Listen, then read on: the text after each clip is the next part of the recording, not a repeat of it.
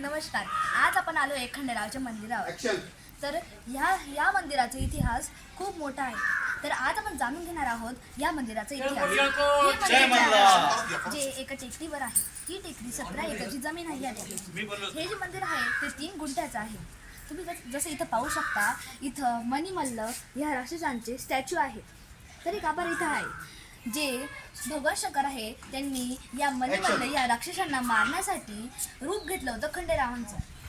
खंडेराव देव हे जेव्हा मणिमल्ल या राक्षसांना मारून येत होते तेव्हा त्यांनी एक रात्र इथं ते थांबले होते. आज आपण पाहणार आहोत. ही आहे नंदीबाई यांची.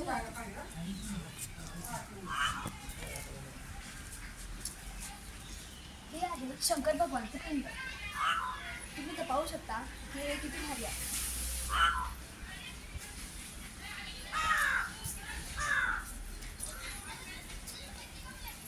तुम्ही तर पाहू शकता इथे एक खंडेरावांचे स्टॅच्यू आहे आणि इथे ही नंदीबैल आहे. इथे तुम्ही पाहू शकता की इथं कासव यांचे एक मूर्तीसारखं बनवलेलं आहे.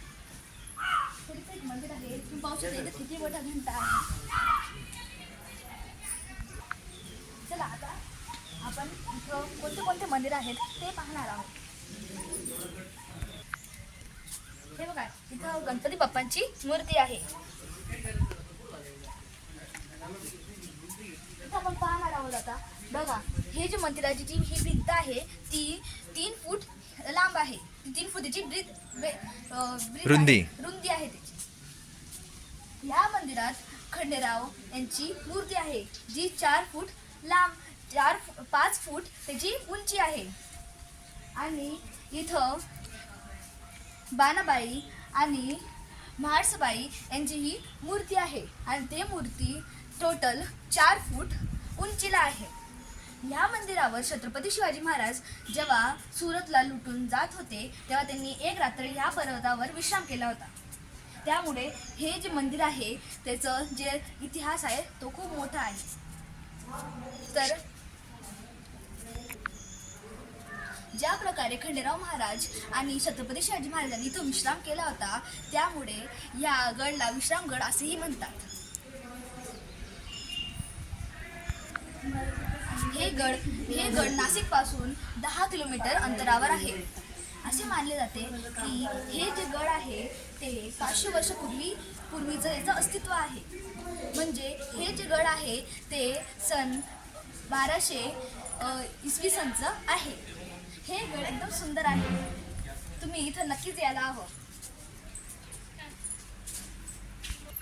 आता आपण मंदिराच्या मागच्या बाजूला आलो आहोत. हे मंदिर पर्यटन स्थळ सुद्धा आहे. चला आपण पाहूया की ही मंदिराची मागची बाजू कशी आहे. इथं खूप सारे झाडं आहेत. हे वातावरण खूपच रम्य आहे. खूपच सुंदर वातावरण आहे. जसं तुम्ही पाहू शकता किती झाडं आहेत. आता आपण पाहणार आहोत. बघा, तुम्ही जसं समोर बघू शकता इथे एक साईबाबांचं मंदिर आहे.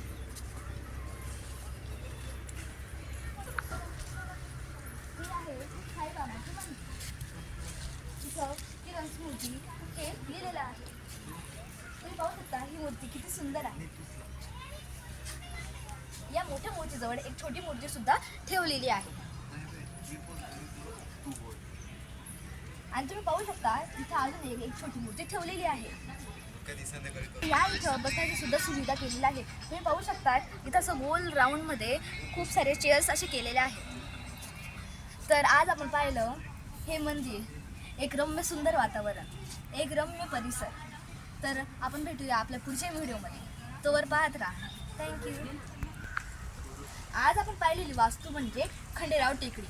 तुम्हाला जेव्हाही वेळ भेटेल तुम्ही अशा परिसरात, अशा रम्य सुंदर परिसरात तुम्ही नक्की भेट द्या.